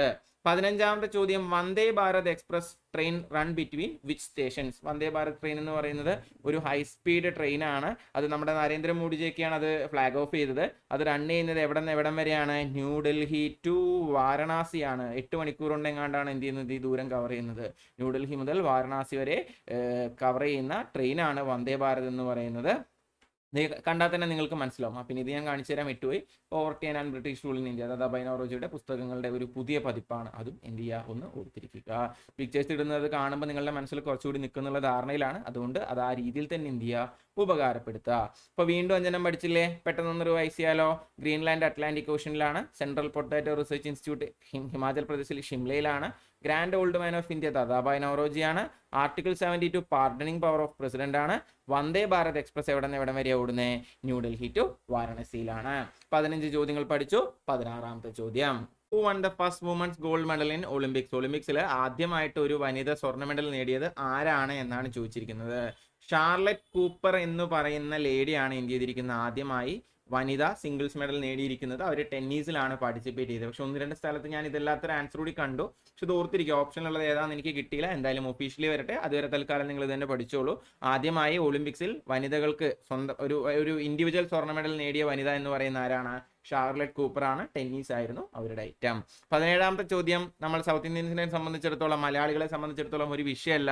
In which state is Pamban island situated? Pamban പാലവും പാമ്പൻ ദ്വീപും എല്ലാം എവിടെയാണ്? നമ്മുടെ സ്വന്തം തമിഴ്നാട്ടിലാണ് സിറ്റുവേറ്റ് ചെയ്യുന്നത്. 18ാമത്തെ ചോദ്യം, സ്റ്റഡി ഓഫ് ബോൺസ്, എല്ലുകളെ പറ്റിയുള്ള പഠനം. എല്ലുകളെ പറ്റിയുള്ള പഠനം എന്താ? ഓസ്റ്റിയോളജി ആണ് അല്ലേ. നമ്മൾ ബയോളജി കോഴ്സിൽ പഠിച്ചതാ. എല്ലുകളെ പറ്റിയുള്ള പഠനം ഓസ്റ്റിയോളജി ആണ്. 19ാമത്തെ ചോദ്യം, വാട്ട് ഈസ് ഉബുണ്ടു? ഉബുണ്ടുവിന്റെ ഒരു പടമൊക്കെ ഞാൻ കൊടുത്തിട്ടുണ്ട്. എന്താണ് ഉബുണ്ടു? ഉബുണ്ടു എന്ന് പറയുന്നത് ഒരു ഓപ്പറേറ്റിംഗ് സിസ്റ്റം ആണ്. ഒരു ബ്രൗസർ ആണോ? അല്ല. ഒരു ആന്റിവൈറസ് ആണോ? അല്ല. അതെന്താണ്? അതൊരു ഓപ്പറേറ്റിംഗ് സിസ്റ്റം ആണ്. 20ാമത്തെ ചോദ്യം, who is the current chief vigilance commissioner? ഇപ്പോഴത്തെ ചീഫ് വിജിലൻസ് കമ്മീഷണർ ആരാണെന്നാണ് ചോദിച്ചിരിക്കുന്നത്. അത് ആർക്കുള്ളതാണ്? നിങ്ങൾക്കുള്ളതാണ്. ആൻസർ താഴെ പറഞ്ഞുതരാം. അപ്പൊ വീണ്ടും 4 ചോദ്യങ്ങൾ പഠിച്ചു. ആദ്യത്തെ വിമൻ ഗോൾഡ് മെഡൽ നേടിയത്, ഒളിമ്പിക്സിൽ നേടിയത് ഷാർലറ്റ് കൂപ്പർ. പാമ്പൻ പാലം സിറ്റുവേറ്റ് ചെയ്യുന്നത് തമിഴ്നാട്ടിലാണ്. എല്ലുകളെ പറ്റിയുള്ള പഠനം ഓസ്റ്റിയോളജി. ഉബുണ്ടു എന്ന് പറയുന്നത് ഒരു ഓപ്പറേറ്റിംഗ് സിസ്റ്റം ആണ്. ഇപ്പോഴത്തെ ചീഫ് വിജിലൻസ് കമ്മീഷണർ ആരാണ് എന്ന് നിങ്ങൾ എനിക്ക് പറഞ്ഞു തരും. അടുത്ത ചോദ്യത്തിലേക്ക് പോകുന്നതിന് മുമ്പ് ഞാൻ നിങ്ങൾക്ക് നമ്മുടെ വെബ്സൈറ്റ് ഒന്ന് പരിചയപ്പെടുത്തി തരാം. academisonline.com എന്നാണ് നമ്മുടെ വെബ്സൈറ്റിന്റെ പേര്. അത് എടുത്തു കഴിഞ്ഞാൽ ആദ്യം വരുന്ന വിൻഡോ എന്ന് പറയുന്നത് ഇങ്ങനെയായിരിക്കും. അപ്പോൾ അതിൽ നിങ്ങൾ ഈ sign in with Google click ചെയ്യുക. ക്ലിക്ക് ചെയ്യുമ്പോൾ ഒരു ഇമെയിൽ ഐ ഡി ഉള്ളുവെങ്കിൽ നിങ്ങളെ ഡയറക്റ്റ് ആയിട്ട് നമ്മുടെ വെബ്സൈറ്റിനകത്തോട്ട് കൊണ്ടുപോകും. അല്ല ഒന്നിൽ കൂടുതൽ ഇമെയിൽ ഐ ഡീസ് ഉണ്ടെങ്കിൽ അതിവിടെ ലിസ്റ്റ് ചെയ്യും. അതിൽ ഏത് ഇമെയിൽ ഐ ഡി ആണോ നിങ്ങൾക്ക് ആവശ്യം അത് വെച്ച് നിങ്ങൾ ലോഗിൻ ചെയ്യുക. ലോഗിൻ ചെയ്ത് കഴിഞ്ഞാൽ അവൈലബിൾ ആയിട്ടുള്ള ഒരു കോഴ്സിന്റെ ലിസ്റ്റ് നിങ്ങൾക്ക് ഇവിടെ കാണാൻ കഴിയും. ഇതിൽ എല്ലാ കോഴ്സുകളും RRB SSC ഫോക്കസ്ഡ് ആയിട്ടുള്ള കോഴ്സുകളാണ്. ഞാനല്ലാതെ വേറെയും 4ഓളം എഡ്യൂക്കേറ്റേഴ്സ് നമുക്കിപ്പോൾ നമ്മുടെ വെബ്സൈറ്റിൽ ക്ലാസ്സുകൾ ചെയ്യുന്നുണ്ട്. എല്ലാ ക്ലാസ്സുകളും ചെയ്യുന്ന ആരായാലും തന്നെ നല്ല രീതിയിൽ എഫേർട്ട് ഇട്ട് മുൻവർഷ ചോദ്യങ്ങൾ നല്ല രീതിയിൽ റെഫർ ചെയ്തുകൊണ്ട് നിങ്ങൾക്ക് ആവശ്യമുള്ള കണ്ടന്റ് മാത്രം തരിക എന്നുള്ള ഒരു ടാർഗറ്റിൽ ഡിസൈൻ ചെയ്തിട്ടുള്ള കോഴ്സസ് ആണ്. ആവശ്യത്തിൽ കൂടുതൽ ആവാതെയും എന്നാൽ ആവശ്യമുള്ള പോയിന്റുകൾ മിസ്സാവാതെയുമാണ് നമ്മൾ ഇതിലെ കോഴ്സുകളെല്ലാം തന്നെ ഡിസൈൻ ചെയ്തിരിക്കുന്നത്. Physics, chemistry, biology, history, polity, geography, economics, maths, reasoning, computer knowledge, current അഫയേഴ്സിന്റെ 2 ഇംഗ്ലീഷ്, അഡ്വാൻസ്ഡ് മാത്സ് എന്നിങ്ങനെയുള്ള കോഴ്സുകൾ ഇപ്പോൾ അവൈലബിൾ ആണ്. ഇതിലെ എല്ലാ കോഴ്സുകളും എല്ലാ RRB SSC പരീക്ഷകളും യൂസ്ഫുൾ ആണ്. അതായത് നിങ്ങൾ CHSL ഒരു പാക്കേജ്, MTS ഒരു പാക്കേജ്, NTPC ഒരു പാക്കേജ്, ഗ്രൂപ്പ് ഡിക്ക് ഒരു പാക്കേജ് അങ്ങനെ എടുക്കേണ്ട കാര്യമില്ല. NTPC ഓറിയന്റഡ് ആയിട്ടാണ് നിങ്ങൾ എടുക്കേണ്ടതെങ്കിൽ നിങ്ങൾ ഇതിൽ മാത്സും ഇംഗ്ലീഷും ആവശ്യമില്ല. ഗ്രൂപ്പ് ഡിക്ക് ആണെങ്കിലും ഇത് രണ്ടിന്റെയും ആവശ്യമില്ല, ബാക്കി മതിയാവും. നിങ്ങൾ MTSനും അതുപോലെ തന്നെ GD ഒക്കെയാണ് എടുക്കുന്നതെങ്കിൽ അഡ്വാൻസ്ഡ് മാത്സിന്റെ ആവശ്യമില്ല, ബാക്കി എല്ലാ കോഴ്സുകളും നിങ്ങൾക്ക് ആവശ്യമുണ്ട്. CGL CHSL ഓറിയന്റഡ് ആയിട്ടാണ് നിങ്ങൾ എടുക്കുന്നതെങ്കിൽ എന്താ ആവശ്യമുണ്ട്? നിങ്ങൾക്ക് ഇതിലെ എല്ലാ കോഴ്സുകളും നിങ്ങൾക്ക് എന്ത് ചെയ്യേണ്ടതുണ്ട്? ആവശ്യമുണ്ട്. അപ്പൊ ഇനി ക്ലാസ്സുകൾക്ക് അകത്ത് എങ്ങനെയാണ് കാണാൻ പറ്റുന്നത് എന്ന് നമുക്കൊന്ന് കയറി നോക്കാം. അപ്പൊ നമ്മൾ ഇന്ത്യൻ ഹിസ്റ്ററി എടുത്തു എന്ന് വിചാരിക്കുക. ഇന്ത്യൻ ഹിസ്റ്ററി നമ്മൾ എടുത്തു കഴിഞ്ഞാൽ നിങ്ങൾക്ക് ഇങ്ങനെ ഒരു ബട്ടണാണ് കാണാൻ പറ്റുക. നിങ്ങൾ കോഴ്സിൽ ജോയിൻ ചെയ്തിട്ടില്ലെങ്കിൽ എന്നിരുന്ന് നിങ്ങൾക്ക് ക്ലാസ് കാണാൻ പറ്റില്ല എന്നുള്ളതല്ല, എല്ലാ സെക്ഷനിലെയും ആദ്യത്തെ ക്ലാസ്സും ആദ്യത്തെ പരീക്ഷയും നിങ്ങൾക്ക് അറ്റംപ്റ്റ് ചെയ്ത് നോക്കാൻ പറ്റും. ഇതിപ്പോൾ നമ്മളെ ഹിസ്റ്ററിയിലെ റിവോൾട്ട് ഓഫ് 1857 എന്ന് പറയുന്ന ക്ലാസ് ആണ്. അതാണ് ഇപ്പോൾ ഞാൻ എടുത്തു വെച്ചിരിക്കുന്നത്. ഇത് അതിൽ ആദ്യത്തെ ക്ലാസ് ആണ്. ഈ ക്ലാസ് നിങ്ങൾ ചുമ്മാ സൈൻ ചെയ്ത് കഴിഞ്ഞ് എന്ത് ചെയ്യാൻ പറ്റും? നിങ്ങൾക്ക് കാണാൻ പറ്റും. സോ നിങ്ങൾക്ക് അനലൈസ് ചെയ്യാം നമ്മൾ എത്രത്തോളം നന്നായിട്ടാണ് എടുക്കുന്നത്, നല്ലതാണോ എന്നൊക്കെ അനലൈസ് ചെയ്ത് മാത്രം എന്ത് ചെയ്താൽ മതി? നിങ്ങൾ എടുത്താൽ മതി. മാത്രമല്ല അതിൽ എക്സാം നിങ്ങൾക്ക് എന്ത് ചെയ്യാൻ പറ്റും? അറ്റംപ്റ്റ് ചെയ്യാൻ പറ്റും. അതെ, നമുക്കൊരു എക്സാം ഉണ്ട്. ഓരോ ക്ലാസ്സുകൾ കഴിയുമ്പോഴും ആ ക്ലാസ്സിനെ ബേസ് ചെയ്ത് മുൻവർഷ SSC RRB പരീക്ഷകളിൽ ചോദിച്ചിട്ടുള്ള ഒരു 10 ചോദ്യങ്ങളുടെ പരീക്ഷ, മുൻവർഷങ്ങളിൽ ചോദിച്ചിട്ടുള്ള ഇനിയും ചോദിക്കാൻ സാധ്യതയുള്ള ഒരു 10 ചോദ്യങ്ങളുടെ പരീക്ഷ എന്ത് ചെയ്യും? നിങ്ങൾക്ക് തരും. അപ്പോൾ പഠിച്ച കാര്യങ്ങളെല്ലാം തന്നെ മുൻവർഷങ്ങളിൽ ചോദിച്ചിട്ടുണ്ടോന്നും സ്വന്തമായി നിങ്ങളൊന്ന് കേട്ട കാര്യങ്ങൾ റിവൈസ് ചെയ്യാനും എന്തുണ്ടാവും? നിങ്ങളെ അത് ഹെൽപ്പ് ചെയ്യുകയും ചെയ്യും. ഈ ക്ലാസ്സുകൾ ഒരിക്കൽ നിങ്ങൾ എടുത്തു കഴിഞ്ഞാൽ സബ്സ്ക്രിപ്ഷൻ പരിപാടി ഒന്നല്ല, 6 മാസം കഴിഞ്ഞാൽ മക്കളെ ഗുഡ് ബൈ, ഇനി നിങ്ങൾക്ക് ഇവിടെ ക്ലാസ് കാണാൻ പറ്റില്ല എന്ന് പറഞ്ഞ് മെയിലോ കാര്യങ്ങളോ മെസ്സേജോ ഒന്നും നിങ്ങൾക്ക് വരില്ല. ഒരിക്കൽ നിങ്ങൾ എടുത്തു കഴിഞ്ഞാൽ ഇതിന്റെ എല്ലാം വാലിഡിറ്റി ലൈഫ് ടൈം ആണ്. അതായത് എത്രത്തോളം കാലം നമ്മുടെ ഈ സർവീസ് ഉണ്ടോ അത്രത്തോളം കാലം നിങ്ങൾക്ക് എന്ത് ചെയ്യാൻ പറ്റും? ഈ ക്ലാസ് കാണാൻ പറ്റും. Life time service, life time validity ആണ് എന്ത് ചെയ്യുന്നത്? നമ്മൾ എല്ലാ കോഴ്സിനും പ്രൊവൈഡ് ചെയ്യുന്നത്. ഓരോ കോഴ്സായിട്ട് വേണമെങ്കിൽ നിങ്ങൾക്ക് എടുക്കാം. ഓരോ കോഴ്സിനും ഓരോരോ പ്രൈസിംഗ് ആണ്. അതിന്റെ ഡീറ്റെയിൽസ് ഞാനിവിടെ കൊടുക്കാം. അല്ല നിങ്ങൾക്ക് എക്സാം ഓറിയന്റഡ് ആയിട്ട് ഇപ്പോൾ CGL കംപ്ലീറ്റ് കോഴ്സ് ആണ് വേണ്ടത്, CHSL കംപ്ലീറ്റ് കോഴ്സ് ആണ് വേണ്ടതെങ്കിൽ അങ്ങനെയും നിങ്ങൾക്ക് എടുക്കാം. പക്ഷെ ഞാൻ വീണ്ടും പറയുകയാണ്, ഇത് ഒരു പരീക്ഷയ്ക്ക് മാത്രം യൂസ്ഫുൾ ആവുന്ന കോഴ്സ് അല്ല. അങ്ങനെയല്ല, ഇത് എല്ലാ പരീക്ഷയ്ക്കും എന്ത് തന്നെയാണ്? യൂസ്ഫുൾ ആണ്. കാരണം RRBയുടെയും SSCയുടെയും എല്ലാം സിലബസ് എന്ത് തന്നെയാണ്? സെയിം തന്നെയാണ്. അതിന് വേണ്ട എക്സ്ട്രാ കാര്യങ്ങൾ ഏതൊക്കെ എന്തൊക്കെയാണ് പഠിക്കേണ്ടതെന്നുള്ളതും എന്ത് ചെയ്യാറുണ്ട്? ഞാൻ ഇതിലൊപ്പം തന്നെ പറഞ്ഞു തരാറുണ്ട്. അപ്പോൾ ഇതിൽ എങ്ങനെയാണ് നമ്മുടെ കോഴ്സുകളിലോട്ട് ജോയിൻ ചെയ്യേണ്ടത് എന്നുള്ള കാര്യം ഞാൻ താഴെ ഡിസ്ക്രിപ്ഷനിൽ അതിന്റെ കാര്യങ്ങളെല്ലാം കൊടുക്കാം. പറഞ്ഞ കാര്യങ്ങൾ നിങ്ങൾക്ക് മനസ്സിലായി എന്ന് വിചാരിക്കുന്നു. ഈ പറഞ്ഞതിൽ എന്തെങ്കിലും സംശയമെങ്കിൽ അതും നിങ്ങൾ എന്ത് ചെയ്തോളൂ? താഴെ കമന്റ് സെക്ഷനിൽ പോസ്റ്റ് ചെയ്തോളൂ. അപ്പോൾ എല്ലാവരും സൈറ്റിലൊന്ന് കയറി നോക്കുക. ലിങ്ക് ഡിസ്ക്രിപ്ഷനിൽ അവൈലബിൾ ആയിരിക്കും. ദേ പിടിച്ചോ അടുത്തത്. Which is the largest floating solar power plant of India? ഇന്ത്യയിൽ റീസെന്റായി സ്ഥാപിതമായ ഒഴുകുന്ന സോളാർ പവർ പ്ലാന്റ്, ഇന്ത്യയിലെ ഏറ്റവും വലുതും തന്നെയാണ് ഇതെന്ന് പറയുന്നത്. എന്ന് പറയുന്നത് ഇത് എവിടെയാണ്? അത് തെലങ്കാനയിലാണ് സ്ഥാപിതമായത്. ആ സ്ഥലപ്പേര് എന്ന് പറയുന്നത് രാമഗുണ്ടമാണ്. കറണ്ട് അഫയേഴ്സ് റിലേറ്റഡ് ചോദ്യം തന്നെയാണ്, എങ്കിലും ഒന്ന് ഓർത്തിരിക്കുക. ഏറ്റവും വലുതായതുകൊണ്ട് എന്ത് ചെയ്തേക്കാം? ഇനിയും ചോദിച്ചേക്കാം പുതിയൊരു വലുത് വരുന്നത് വരെ. അപ്പോൾ ഇന്ത്യയിലെ ഏറ്റവും വലിയ ഫ്ലോട്ടിംഗ് സോളാർ പവർ പ്ലാന്റ്, സൗരോർജ്ജ ഉൽപാദനം നടക്കുന്നത് എവിടെയാണ്? രാമഗുണ്ടം, തെലങ്കാനയിലാണ്. 22ാമത്തെ ചോദ്യം, who is the deputy election commissioner of India? നിങ്ങൾ പറഞ്ഞുതരാ ഇപ്പോഴത്തെ ഡെപ്യൂട്ടി ഇലക്ഷൻ കമ്മീഷണർ ആരാണെന്ന്. 23ാമത്തെ ചോദ്യം, who is called Indian Napoleon? Indian Napoleon എന്നറിയപ്പെടുന്ന, നെപ്പോളിയൻ ഓഫ് ഇന്ത്യ എന്നറിയപ്പെടുന്ന വ്യക്തി ആരാണ് എന്ന് പറയുന്നതിന് മുമ്പ് അദ്ദേഹത്തെ അങ്ങനെ വിശേഷിപ്പിച്ചത് ആരാണ്? VA സ്മിത്ത് എന്ന് പറയുന്ന ഹിസ്റ്റോറിയൻ ആണ്. ചോദിക്കാറുണ്ട് കേട്ടോ ആ ഒരു പർട്ടിക്കുലർ വ്യക്തിയെ. അല്ലെങ്കിൽ ആൻസറിന് പറഞ്ഞുകൊണ്ട് തന്നെ പറയാം, സമുദ്രഗുപ്തനെ ഇന്ത്യൻ നെപ്പോളിയൻ എന്ന് വിളിച്ചത് ആരാണ്? അദ്ദേഹത്തിന്റെ ടാക്ടിക്സ് കണ്ട് അടിച്ചമർത്തേണ്ട അടുത്ത് അടിച്ചമർത്തി, പിടിച്ചെടുക്കേണ്ട അടുത്ത് പിടിച്ചെടുത്ത്, സംസാരിച്ച് സന്ധിയാക്കേണ്ട അടുത്ത് സംസാരിച്ച് സന്ധിയാക്കി മുന്നോട്ട് പോകുന്ന നെപ്പോളിയന്റെ അതേ രീതിയിലുള്ള യുദ്ധതന്ത്രം കണ്ടപ്പോൾ, ആക്ച്വലി പഴയ മനുഷ്യനാണ് സമുദ്രഗുപ്തൻ, വായിച്ച് സെയിം ആയപ്പോൾ ഇന്ത്യയുടെ നെപ്പോളിയൻ ആയിരുന്നു സമുദ്രഗുപ്തൻ എന്നാണ് വിശേഷിപ്പിക്കുന്നത്. നെപ്പോളിയൻ നമുക്കറിയാം ഈ റീസെന്റ് ആയിട്ടൊക്കെയാണ് അല്ലെ, 18ാം നൂറ്റാണ്ടിലൊക്കെയാണ് വരുന്നത്. അപ്പോൾ ഇന്ത്യൻ നെപ്പോളിയൻ എന്ന് പറയുന്നത് എന്ന് വിശേഷിപ്പിക്കുന്ന സമുദ്രഗുപ്തനെയാണ്. അദ്ദേഹം അങ്ങനെ വിശേഷിപ്പിച്ചത് ആരാണ്? VA സ്മിത്ത് ആണെന്നും ഓർത്തിരിക്കുക. 24, what is the chemical name of blue vitriol? എന്താണ് ബ്ലൂ വിട്രിയോൾ എന്ന് പറയുന്നത്? തുരിശാണ് അല്ലെ ഇംഗ്ലീഷിൽ, അല്ലെങ്കിൽ ഫോർമുല വൈസ് നമ്മൾ എന്ത് പറയും? കോപ്പർ സൾഫേറ്റ് CuSO4 എന്ന് പറയും. അങ്ങനെയാണെങ്കിൽ ഞാൻ നിങ്ങൾക്ക് ഒരു പണി തരട്ടെ. എന്താണ് ഓയിൽ ഓഫ് വിട്രിയോൾ എന്ന് പറയുന്നത്? ഓയിൽ ഓഫ് വിട്രിയോൾ എന്ന് പറയുന്നത് എന്തിനാണ് ഓയിൽ ഓഫ് വിട്രിയോൾ, അല്ലെങ്കിൽ ഇനി ഒരു ചോദ്യം പറഞ്ഞാൽ എല്ലാവർക്കും കിട്ടും, രാസവസ്തുക്കളുടെ രാജാവ് എന്നൊക്കെ പറയാറുള്ളത് H2SO4നെയാണ് എന്ത് ചെയ്യുന്നത്? ഓയിൽ ഓഫ് വിട്രിയോൾ എന്ന് പറയുന്നത്. 25 ഹു എസ്റ്റാബ്ലിഷ്ഡ് മുർഷിദാബാദ്? മുർഷിദാബാദ് നഗരം സ്ഥാപിക്കുന്നത് ആരാണ്? അക്ബർ ആണ് മുർഷിദാബാദ് നഗരം സ്ഥാപിക്കുന്നത്. അപ്പോൾ അക്ബർ സ്ഥാപിക്കുന്ന നഗരമാണ് ഏതെന്ന് പറയുന്നത്? മുർഷിദാബാദ് എന്ന് പറയുന്നത്. അപ്പൊ 5 പഠിച്ചു. അങ്ങനെയാണെങ്കിൽ നമുക്ക് പെട്ടെന്ന് റിവൈസ് ചെയ്യാം. ഫ്ലോട്ടിംഗ് സോളാർ പവർ പ്ലാന്റ് ഉള്ളത് രാമകുണ്ടം, തെലങ്കാനയിലാണ്. ഡെപ്യൂട്ടി ഇലക്ഷൻ കമ്മീഷണർ നിങ്ങൾ പറഞ്ഞുതരും. ഇന്ത്യൻ നെപ്പോളിയൻ എന്നറിയപ്പെടുന്നത് സമുദ്രഗുപ്തനാണ്. ബ്ലൂ വിട്രിയോൾ എന്നറിയപ്പെടുന്നത് കോപ്പർ സൾഫേറ്റ് ആണ്. മുർഷിദാബാദ് നഗരം സ്ഥാപിച്ച എന്താണ്? അക്ബറാണ്. അക്ബർ സ്ഥാപിച്ച കുറെ പ്രധാനപ്പെട്ട വസ്തുതകളുണ്ട്. അത് നമുക്ക് എന്ത് ചെയ്യാം? വഴിയെ നമുക്കിപ്പോൾ പഠിക്കാം. 26ാമത്തെ ചോദ്യം, the book Amnesty was written by? Amnesty എന്ന് പറയുന്ന ഈ പുസ്തകം എഴുതിയത് ആരാണ്? ഞാനിവിടെ പിക്ക് ഇട്ടിട്ടുണ്ട്, കണ്ടവർക്ക് മനസ്സിലാവും. അല്ലെങ്കിൽ എപ്പോഴും ഇദ്ദേഹത്തിന് ചോദിക്കാറുള്ള പുസ്തകം ആക്ച്വലി ആംനസ്റ്റി അല്ല, ദ വൈറ്റ് ടൈഗർ. റീസെന്റ് ആയിട്ട് നെറ്റ്ഫ്ലിക്സിൽ മൂവിയൊക്കെ ആയി റിലീസായിരുന്നു. നല്ലൊരു പുസ്തകമാണ്, നല്ലൊരു മൂവിയാണ്. ദ വൈറ്റ് ടൈഗർ എന്ന് പറയുന്ന പുസ്തകം എഴുതിയത് ആരെ എന്നാണ് ചോദിക്കാറുള്ളത്. അത് എഴുതിയത് ആര് തന്നെയാണ്? അരവിന്ദ് അഡിഗയാണ്. എന്താണ് അതിന്റെ ഇത്രയും വലിയ പ്രത്യേകത എന്ന് ചോദിച്ചു കഴിഞ്ഞാൽ, ഇന്ത്യയിലോട്ട് ബുക്കർ പ്രൈസ് കൊണ്ടുവന്നതാണ്. 2008 മാൻ ബുക്കർ പ്രൈസ് ഇന്ത്യക്ക് ലഭിക്കുന്നത് അരവിന്ദ് അഡിഗയുടെ ദ വൈറ്റ് ടൈഗർ എന്ന് പറയുന്ന നോവലിലൂടെയാണ്. അതിനുശേഷം അദ്ദേഹം ആംനസ്റ്റി എഴുതി. പിന്നെയും ഇദ്ദേഹത്തിന്റെ ചോദിക്കാറുള്ള പുസ്തകങ്ങളാണ് ലാസ്റ്റ് മാൻ ഇൻ ടവർ. ഓർത്തു വെക്കുക, അരവിന്ദ് അഡിഗയുടെ തന്നെ പുസ്തകമാണ്. കഴിഞ്ഞില്ല, സെലക്ഷൻ ഡേ. അരവിന്ദ് അഡിഗയുടെ പുസ്തകമാണ് സെലക്ഷൻ ഡേ. ആരെഴുതിയിട്ടുള്ള പുസ്തകമാണ്? അരവിന്ദ് അഡിഗയുടെ പുസ്തകമാണ്. ഒരെണ്ണം കൂടി, ബിറ്റ്വീൻ ദ അസാസിനേഷൻസ്. ഇതും ആരെ എഴുതിയിട്ടുള്ളതാണ്? അരവിന്ദ് അഡിഗ എഴുതിയിട്ടുള്ളതാണ്.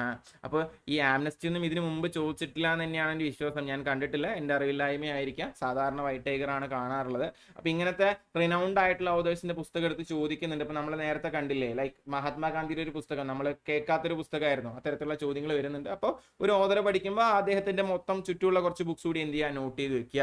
അപ്പൊ ഏതൊക്കെയാണ് നമ്മൾ പറഞ്ഞ്? White tiger 2008 Man Booker prize കിട്ടിയ പുസ്തകമാണ്. Last man in tower, selection day, between the assassinations ചോദിച്ച പുസ്തകം ഏതായിരുന്നു? ആംനസ്റ്റി ആണെന്ന് ഓർത്തിരിക്കുക. എല്ലാത്തിനും ഒരൊറ്റ ഉത്തരമാരാണ്? അരവിന്ദ് അഡിഗയാണ് എന്ത് ചെയ്തിരിക്കുന്നത്? എല്ലാം എഴുതിയിരിക്കുന്നത്. 27ാമത്തെ ചോദ്യം, രേണുക ലേക്ക് ഈ situated in which state of India? ഇന്ത്യയുടെ ഏത് സംസ്ഥാനത്തിലാണ് രേണുക ലേക്ക് സിറ്റുവേറ്റ് ചെയ്യുന്നത്? എവിടെയാണ്? Himachal പ്രദേശിലാണ്. 28 which article of the constitution give the authority to the Supreme Court to protect fundamental rights? Fundamental rights protect ചെയ്യാനുള്ള അതോറിറ്റി ഏത് ആർട്ടിക്കിളിലൂടെയാണ് ഇന്ത്യൻ ഭരണഘടന എന്ത് ചെയ്യുന്നത്? സുപ്രീം കോർട്ടിന് കൊടുക്കുന്നത്. നമുക്ക് എല്ലാവർക്കും അറിയുന്നതാണ്, വളരെ പ്രധാനപ്പെട്ടതാണ്. ആർട്ടിക്കിൾ 32. ഫണ്ടമെന്റൽ റൈറ്റ്സ് വയലേറ്റ് ചെയ്യപ്പെട്ടാൽ എന്ത് ചെയ്യാം? നമുക്ക് സുപ്രീം കോടതിയെ സമീപിക്കാം. സുപ്രീം കോടതി അതിൽ കാര്യമായിട്ടുള്ള നടപടികൾ എടുക്കും. അപ്പോൾ ചോദ്യം ഇത്രയേ ഉള്ളൂ. ഫണ്ടമെന്റൽ റൈറ്റ്സ് വയലേറ്റ് ചെയ്യപ്പെട്ട് കഴിഞ്ഞാൽ സുപ്രീം കോർട്ടിന് അതിന് അതോറിറ്റി കൊടുക്കുന്ന ആർട്ടിക്കിൾ എന്ന് പറയുന്നതാണ് ആർട്ടിക്കിൾ 32 ആണ്. Aryabhata is related to? എത്ര ഉത്തരങ്ങൾ നമുക്ക് വേണമല്ലേ? He was an astronomer, he was a mathematician, ഇല്ലെങ്കിൽ ഇന്ത്യയുടെ ആദ്യത്തെ കൃത്രിമ ഉപഗ്രഹമാണ്. എന്ത് വേണേലും നമുക്ക് പറയാം. എന്താണ് ഓപ്ഷൻ ഉണ്ടായിരുന്നത് എനിക്കറിയില്ല. എന്തായാലും എന്ത് വേണമെങ്കിലും നിങ്ങൾ ഓർത്തിക്കുക. അദ്ദേഹം ഒരു ഗണിതശാസ്ത്രജ്ഞനായിരുന്നു. അതുപോലെ തന്നെ ഒരു ആസ്ട്രോണമർ ആയിരുന്നു. അതുപോലെ തന്നെ ഇന്ത്യയുടെ ആദ്യത്തെ സാറ്റലൈറ്റ് അദ്ദേഹത്തോടുള്ള ബഹുമാനാർത്ഥമാണ് എന്ത് ചെയ്തിരിക്കുന്നത്? നമ്മൾ പേര് കൊടുത്തിരിക്കുന്നത്. അപ്പൊ വീണ്ടും 5 പഠിച്ച്. ആംനസ്റ്റി എന്ന് പറയുന്ന പുസ്തകം എഴുതിയത് അരവിന്ദ് അഡിഗ. രേണുക നദി ഉള്ളത് HP ഹിമാചൽ പ്രദേശിലാണ്. ഫണ്ടമെന്റൽ റൈറ്റ്സ് പ്രൊട്ടക്ട് ചെയ്യാനുള്ള റൈറ്റ് സുപ്രീം കോർട്ടിന് കൊടുക്കുന്ന article 32. Aryabhata was a mathematician, was an astronomer. ഇന്ത്യയുടെ ആദ്യ സാറ്റലൈറ്റ് ആണ്. തന്നിരിക്കുന്ന ഓപ്ഷനിൽ ഏതാണുള്ളത് അത് എന്ത് ചെയ്യാം? അത് നമുക്ക് പിക്ക് ചെയ്യാവുന്നതാണ്. 31ാമത്തെ ചോദ്യം, law of inertia is also known as every body states to, അല്ലേ? പോയി കയ്യിൽ നിന്ന് പോയി, ഡെഫിനിഷൻ പോയി, കാര്യമില്ല, അതിന്റെ ആവശ്യമില്ല. ലോ ഓഫ് ഇനേർഷ്യ എന്ന് പറയുന്നതിന്റെ മറ്റൊരു പേരെന്താണ്? ന്യൂട്ടന്റെ 1ാം ചലന നിയമമാണ്. ന്യൂട്ടന്റെ 1ാം ചലന നിയമത്തെയാണ് നമ്മൾ എന്തെന്നുകൂടി വിളിക്കുന്നത്? ലോ ഓഫ് ഇനേർഷ്യ എന്നുകൂടി വിളിക്കുന്നത്. 32 what is the scientific name of mango? മാംഗോന്റെ സയന്റിഫിക് നെയിം എന്താണെന്നാണ് ചോദിച്ചിരിക്കുന്നത്. മാംഗോന്റെ സയന്റിഫിക് നെയിം എന്താണ്? മാഞ്ചിഫെറ ഇൻഡിക്ക എന്നുള്ളതാണ് ഇതിന്റെ സയന്റിഫിക് നെയിം ആയിട്ട് വരുന്നത്. മാംഗോന്റെ സയന്റിഫിക് നെയിം ആയിട്ട് വരുന്നത്. 33 who lives if India dies? India മരിച്ചാൽ പിന്നെ ഇവിടെ ആരാണ് ജീവിച്ചിരിക്കാൻ പോകുന്നത് എന്ന് പറഞ്ഞത്, പ്രശസ്തമായി പറഞ്ഞത് ആരാണ് എന്നാണ് ചോദിച്ചിരിക്കുന്നത്. അഗെയിൻ ആൻസർ എന്താണ്? ജവഹർലാൽ നെഹ്റു ആണ് അത്രേ അങ്ങനെ പറഞ്ഞത്. ഞാനതൊക്കെ ആദ്യമായിട്ട് കേൾക്കണം കേട്ടോ. ജവഹർലാൽ നെഹ്റു ആണ് പറഞ്ഞത് എന്ത്? ഇന്ത്യ മരിച്ചാൽ പിന്നെ ആരാണ് ജീവിച്ചിരിക്കുക എന്ന് പറഞ്ഞത് ജവഹർലാൽ നെഹ്റു ആണ്. 34 after which Satyagraha the title Sardar was given to Sardar Vallabhbhai Patel? Vallabhbhai പട്ടേലിന് സർദാർ എന്ന് പറയുന്ന ആ ഒരു വിളിപ്പേര് കൊടുക്കുന്നതിനുള്ള കാരണമാവുന്ന സത്യാഗ്രഹം ഏതാണ്? 1928 ഗുജറാത്തിൽ വെച്ച് നടന്ന ബർദോളി സത്യാഗ്രഹത്തിന്റെ നേതൃത്വത്തിലൂടെയാണ് എന്ത് ചെയ്യുന്നത്, സർദാർ വല്ലഭായ് പട്ടേൽ എന്ന് പറയുന്ന ആ കാലഘട്ടത്തിന്റെ വല്ലഭായ് പട്ടേൽ ഇന്ത്യൻ സ്വാതന്ത്ര്യ സമരത്തിന്റെ നേതൃനിരയിലോട്ട് കൂടിയുള്ള അദ്ദേഹത്തിന്റെ എൻട്രി ആയിരുന്നു ഇതെന്ന് പറയുന്നത് ബർദോളി സത്യാഗ്രഹം എന്ന് പറയുന്നത്. അദ്ദേഹം ശ്രദ്ധേയനാവുന്നത്, അദ്ദേഹം ഒരു പ്രധാനപ്പെട്ട നേതാവായി മാറുന്നത് എല്ലാം ഏതിലൂടെയാണ്, ഈ ബർദോളി സത്യാഗ്രഹത്തിലൂടെയാണ്. 35 Sakshi Malik is related to which sport? എല്ലാവർക്കും അറിയാം അല്ലെ, ഒളിമ്പിക് മെഡൽ ജേതാവാണ് സാക്ഷി മാലിക്. ഏതുമായിട്ടാണ്? റെസ്ലിംഗിലാണ് എന്ത് ചെയ്യുന്നത് സാക്ഷി മാലിക് പങ്കെടുക്കുന്നത്. ബർദോളിയുടെ 1928 നോട്ടിയ ഒന്നിനടുത്ത് ചോദിച്ചു കണ്ടിട്ടുണ്ട്. അപ്പൊ വീണ്ടും 5 പഠിച്ചില്ലേ, പെട്ടെന്ന് റിവൈസ് ചെയ്യാം. ലോ ഓഫ് ഇനർഷ്യ ന്യൂട്ടന്റെ 1ാം ചലന നിയമമാണ്. മാംഗോ സയന്റിഫിക് നെയിം മാഞ്ചിഫെറ ഇൻഡിക്കയാണ്. Who lives if India dies എന്ന് പറഞ്ഞ ജവഹർലാൽ നെഹ്റു ആണ്. സർദാർ എന്ന് പറയുന്ന ടൈറ്റിൽ സർദാർ വല്ലഭായ് പട്ടേലിന് കിട്ടുന്നത് ബർദോളി സത്യാഗ്രഹത്തിലൂടെയാണ്. സാക്ഷി മാലിക് എന്ന് പറയുന്നത് റെസ്ലിംഗുമായി റിലേറ്റഡ് ആയിട്ടുള്ള വ്യക്തിയാണ്. സെറ്റല്ലേ? അടുത്ത ചോദ്യത്തിലോട്ട് പോലോ. 36ാമത്തെ ചോദ്യം, Fatehpur Sikri is founded by whom? Fatehpur Sikri സ്ഥാപിച്ചത് ആരാണ്? അപ്പോ ഇതാ ഞാൻ നേരത്തെ പറഞ്ഞ അക്ബറിന്റെ കുറേ സ്ഥാപിതങ്ങളുണ്ട്, അതെല്ലാം ഇമ്പോർട്ടന്റ് ആണ്, എപ്പോഴും മാറി മാറി ചോദിക്കാറുള്ളതാണ്. അപ്പൊ ഇത് പഠിച്ചു വെക്കണം. വളരെ സിമ്പിൾ ആയിട്ടുള്ള ഒരു കോഡ് ഉണ്ട്, ആൽഫിക്ക് BP ആണെന്ന് ഓർത്തിരുന്നു. നമ്മൾ ഇതിനിടയിൽ ഒരു ആൽഫിക്ക് ATM, ആൽഫിക്ക് BP ആണ്. നമ്മൾ ഹിസ്റ്ററി കോഴ്സിൽ ഇത് ഡീറ്റെയിൽ ആയിട്ട് ഡിസ്കസ് ചെയ്തിട്ടുള്ളതാണ്. എങ്കിലും ഇവിടെ ഞാൻ ഒന്നുകൂടി പറയാണ്, ആൽഫിക്ക് BP എന്ന് പറയുന്നതൊക്കെ അക്ബറിന്റെ കൺസ്ട്രക്ഷൻസ് ആണ്. എങ്ങനെയാ അത് ഓർക്കേണ്ടതെന്ന് വെച്ച് കഴിഞ്ഞാൽ, A4 ആഗ്ര ഫോർട്ട് ആണ്, അതിൽ L എന്ന് പറയുന്ന ലാഹോർ ഫോർട്ട് ആണ്, F ഫത്തേപൂർ സിക്രി ആണ്, യുദ്ധം ജയിച്ച സമയത്ത് നമ്മൾ കെട്ടിയതൊക്കെ പറഞ്ഞതാണ്, I എന്ന് പറയുന്നത് ഇബാദത്ത് ഖാനയാണ്, B ബുലന്ദ് ദർവാസയാണ്, P പാഞ്ച്മഹലാണ്. ഇനിയുണ്ട് കേട്ടോ, ഒരുപാടുണ്ട്.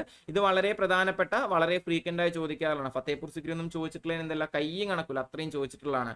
ഒന്നുകൂടി ഓർക്കുക, A4 Agra fort, L4 Lahore fort, F4 Fatehpur Sikri, I4 ഇബാദത്ത് ഖാന, B4 Buland Darwaza and finally P4 പാഞ്ച്മഹൽ. ഇതെല്ലാം എന്താണ്, അക്ബറിന്റെ കൺസ്ട്രക്ഷൻസ് ആണ് എന്നുള്ളത് ഇമ്പോർട്ടന്റ് ആയിട്ട് ഓർത്തു വെക്കുക.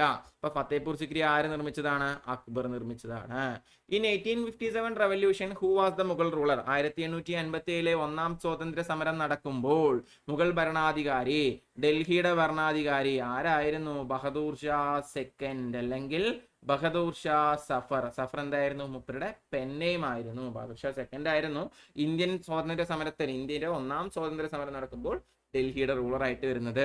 അദ്ദേഹത്തിനെക്കാളും കുറച്ചുകൂടിയൊക്കെ പവർഫുൾ ആയിട്ടുള്ള ആളായിരുന്നെങ്കിൽ അവിടെ പലതും സംഭവിച്ചെന്നൊക്കെ പറഞ്ഞ കഥയൊക്കെ നമ്മൾ പറഞ്ഞിട്ടുള്ളതാണ് അല്ലേ. പക്ഷെ അദ്ദേഹം എന്തായിരുന്നു? ഒരു കൈൻഡ് ഓഫ് ഡമ്മി പീസ് ആയിരുന്നു. നമ്മൾ ആരും അല്ല ആരെയും ജഡ്ജ് ചെയ്യാൻ. എന്നാലും വായിച്ചറിഞ്ഞിടത്തോളം അദ്ദേഹം ഒട്ടും എടുക്കേണ്ട സമയങ്ങളിൽ തീരുമാനം എടുക്കാതെ എന്താ പറയാ, ഒരു ഒരു ഒരു ഒരു ഒരു ഒരു ഒരു എന്താ പറയാ, ഒരു ഒരു ഒരു ധൈര്യം കാണിക്കാതെ പോയ ഒരു മനുഷ്യനായിരുന്നു. പോട്ടെ, എന്തായാലും അത് നമ്മൾ അതിനെപ്പറ്റി നമ്മൾ അധികം സംസാരിക്കുന്നില്ല.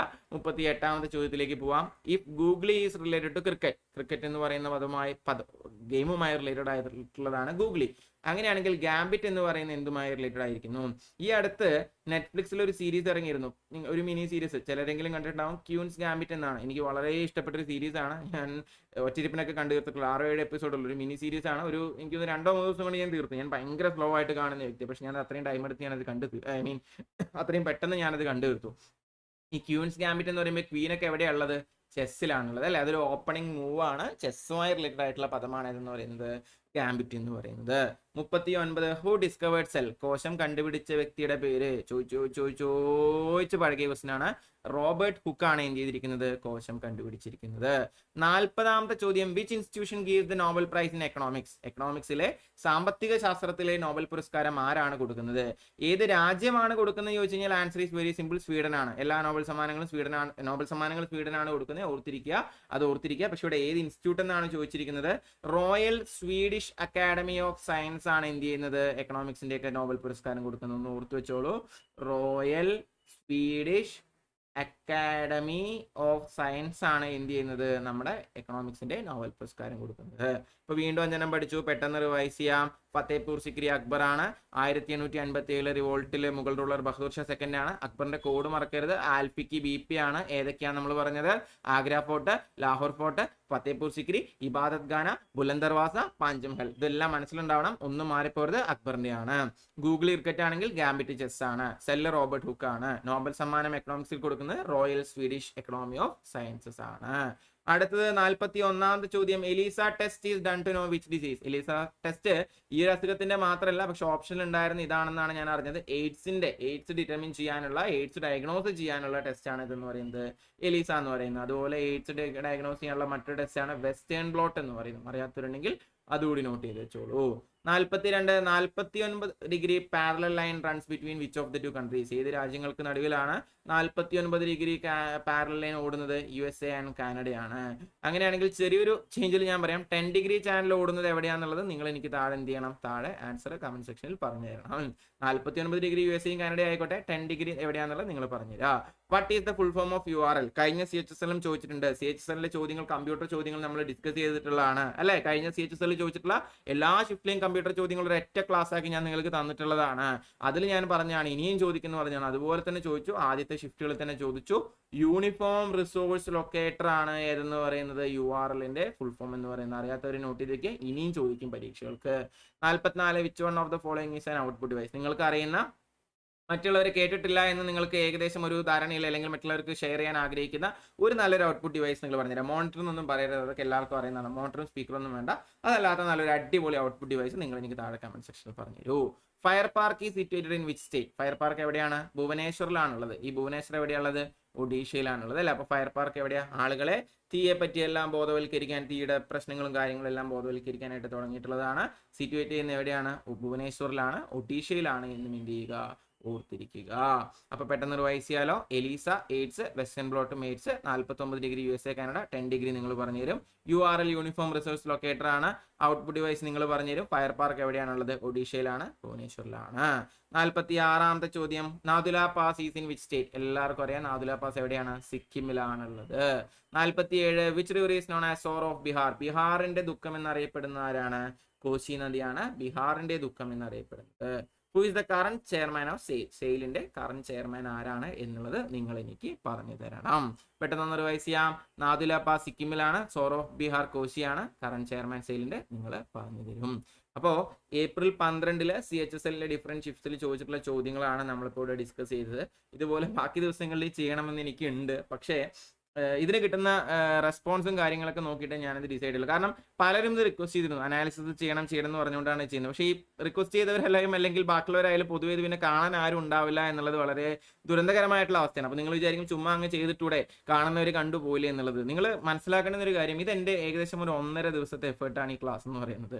1.5 ദിവസം ഞാൻ എടുത്തിട്ടുണ്ട് ഈ സ്ലൈഡ്സ് ക്വസ്റ്റ്യൻസ് കളക്ട് ചെയ്ത് അതിനെ സ്ലൈഡ്സ് ആക്കി മാറ്റി, then അത് റെക്കോർഡ് ചെയ്ത്, then അത് എഡിറ്റ് ചെയ്ത്, then അത് അപ്ലോഡ് ചെയ്ത് യൂട്യൂബിൽ അപ്ലോഡ് ചെയ്ത് അതിൻ്റെതായിട്ടുള്ള പരിപാടികളുണ്ട്. തമ്പനെയിൽ ഡിസൈൻ ചെയ്ത്, അപ്പോൾ ഇത്രയും എഫേർട്ട് ഇതിന് പുറകിലുണ്ട്. ഏകദേശം ഒരു 1.5 ദിവസം എടുത്തിട്ട് ഞാൻ ഇന്നലെ രാവിലെ എങ്ങാണ്ട് തുടങ്ങിയത്. ഇപ്പം ഞാൻ നെക്സ്റ്റ് ഡേ ഉച്ചയ്ക്കാണ് ഇത് കംപ്ലീറ്റ് ചെയ്യുന്നത്. അത്രയും ചെയ്തിട്ട് ആരും കാണാനില്ലാതാവുമ്പോൾ നമുക്ക് ഭയങ്കര വിഷമമാണ്. അത് കാണുന്നില്ല എന്നുള്ളത് നമ്മുടെ എഫേർട്ട് വേസ്റ്റ് ആയി പോകുന്നതിനാണ്. കാരണം വേറെ ഒരുപാട് പരിപാടികൾ നമുക്ക് ഇതേ സമയത്ത് ചെയ്യാനുണ്ട്. അപ്പം റിക്വസ്റ്റ് ചെയ്തവർക്ക് ഒരു യൂസ്ഫുൾ ആയിക്കോട്ടെ, അല്ലെങ്കിൽ നിങ്ങൾക്ക് ഇത് ഉപകാരപ്രദമാവണം എന്ന് പറഞ്ഞത് ചെയ്യുന്നതാണ്. എനിക്ക് വേറെ ഒരുപാട് കാര്യങ്ങൾ നമുക്ക് ചെയ്യാനുണ്ട്. കാരണം അക്കാഡമിക്സിന്റെ കാര്യങ്ങൾ നിങ്ങൾക്കറിയാം, അതിന്റെ തന്നെ പെയ്ഡ് ക്ലാസ്സസ് എടുക്കാനുണ്ട്. നമുക്കിപ്പോൾ വേറെ എഡ്യൂക്കേറ്റേഴ്സ് ഉണ്ട്, അവരുടെ കാര്യങ്ങൾ മാനേജ് ചെയ്യാനുണ്ട്.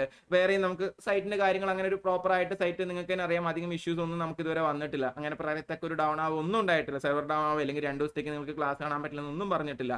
അങ്ങനെ വന്നിട്ടുണ്ടെങ്കിൽ തന്നെ നമ്മൾ അത് വിത്തിൻ മിനിറ്റ്സ് നമ്മൾ എന്ത് ചെയ്തിട്ടുണ്ട്, നമ്മൾ സോൾവ് ചെയ്തിട്ടുണ്ട്. അപ്പോൾ ആ രീതിയിൽ അത്രയും ഇഫക്റ്റീവ് ആയിട്ട് നമ്മളൊരു സൈറ്റ് റൺ ചെയ്ത് കൊണ്ടുപോകണമെന്നുണ്ടെങ്കിൽ അതിൻ്റെതായിട്ടുള്ള ബുദ്ധിമുട്ടുകളും അതിൻ്റെതായിട്ടുള്ള വർക്കും കാര്യങ്ങളും എല്ലാം ഉണ്ട്. അപ്പോൾ ഇതെല്ലാം മാറ്റി വെച്ചിട്ടാണ് നമ്മൾ ഇങ്ങനെ ഒരു ക്ലാസ് ചെയ്യുന്നത്. എന്നിട്ട് അത് ആരും കാണാനില്ലാതാവുമ്പോഴുള്ള അവസ്ഥ എന്ന് പറയുന്നത്, എൻ്റെ അവസ്ഥ എന്ന് പറയുന്നത് വളരെ മോശമാണ്. കാരണം എനിക്കത് കാണുമ്പോൾ ഭയങ്കര വിഷമം വരുന്നുണ്ട്. എന്നിരിക്കലും നമ്മളത് ചെയ്യും. അപ്പോൾ നിങ്ങൾ പറയാം ഞാനത് കണ്ടിന്യൂ ചെയ്യണോ വേണ്ടയോ, അല്ലെങ്കിൽ നിങ്ങൾ എങ്ങനെ റെസ്പോണ്ട് ചെയ്യുന്നുള്ളത് ഞാൻ നോക്കട്ടെ, എന്നിട്ട് നമുക്ക് എന്ത് ചെയ്യാം തീരുമാനിക്കും. കാരണം റിക്വസ്റ്റ് ചെയ്ത ആളുകൾ തന്നെ പിന്നീട് അവിടെ കാണാറില്ല. അവരുടെ ഒരു കമന്റ് ഒന്നും ഞാൻ കണ്ടിട്ടില്ല. ഭൂരിഭാഗം കേസിലോ പറയുന്നത്, ഞാൻ ജനറലൈസ് ചെയ്ത് പറയുന്നില്ല.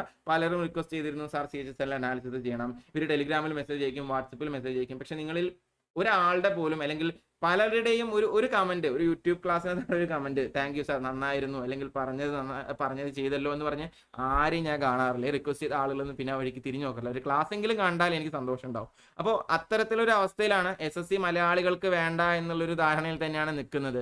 എല്ലാവർക്കും കേരള PC മതി, എല്ലാവർക്കും ലാസ്റ്റ് ഗ്രേഡും LDCയും 10ാം തരവും അതുപോലെ തന്നെ ഡിഗ്രി ലെവലൊക്കെ മതിയെങ്കിൽ ഓക്കെ, അങ്ങനെ ആവട്ടെ. ഞാൻ എന്താ പറയുക, മലയാളികളിലോട്ടും സെൻട്രൽ ഗവൺമെന്റ് ജോബ് എന്ന് പറയുന്ന ആ ഒരു വലിയ ആഗ്രഹം നടക്കാം. നല്ല നല്ല പൊസിഷൻസിൽ നോർത്ത് ഇന്ത്യൻസ് അടിച്ചുകൊണ്ട് പോകുന്ന നിർത്തി നമ്മൾ ഇവിടുന്ന് മലയാളികൾ കയറി പറ്റണം എന്നുള്ള ഒരു ആഗ്രഹം, അത്യാഗ്രഹം തന്നെയാണെന്ന് എനിക്കറിയാം, അതെനിക്കുണ്ട്. അപ്പോൾ അതിനുവേണ്ടി ഞാൻ ഈ എഫേർട്ട് ഇടുമ്പോൾ തിരിച്ച് നമുക്ക് എന്തെങ്കിലുമൊക്കെ കിട്ടിയാലല്ലേ നമുക്കത് പിടിച്ചു നിൽക്കാൻ പറ്റുള്ളൂ. അല്ലെങ്കിൽ നമുക്ക് എന്തെങ്കിലുമൊക്കെ വേണ്ട, ഒരു മനുഷ്യൻ എന്താ പറയുക, കുറേ ഇങ്ങനെ പണിയെടുക്കില്ലല്ലോ, എന്തെങ്കിലുമൊക്കെ തിരിച്ചൊരു റിവാർഡ് നമ്മൾ എക്സ്പെക്ട് ചെയ്യുമല്ലോ.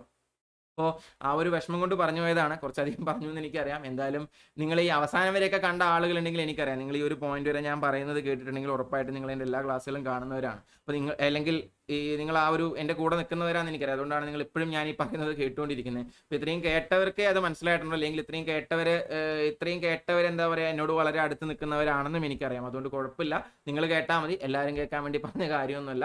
അപ്പം പറഞ്ഞ കാര്യങ്ങളെല്ലാം മനസ്സിലായെന്ന് വിചാരിക്കുന്നു. ഇപ്പോൾ ഈ ലാസ്റ്റ് പറഞ്ഞല്ല കേട്ടോ, ഇത് മനസ്സിലായില്ലെങ്കിലും വലിയ കാര്യമില്ല. ഞാൻ ചുമ്മാ ബ്ലാ ബ്ലാ അടിച്ചാണ് കാര്യമാക്കണ്ട. മുൻപുള്ള ചോദ്യങ്ങൾ ഏകദേശം 48 ചോദ്യങ്ങളിൽ പറഞ്ഞൊക്കെ മനസ്സിലായെന്ന് വിചാരിക്കുന്നു. എന്തെങ്കിലും സംശയം ഉണ്ടെങ്കിൽ അത് ധൈര്യമായിട്ട് താഴെ കമന്റ് സെക്ഷനിൽ പോസ്റ്റ് ചെയ്തോളൂ. ഇത്രയും നേരം കണ്ടിരുന്നതിന് കേട്ടിരുന്നതിന് ഒരുപാട് നന്ദി. Thank you for watching academics. Have A nice day.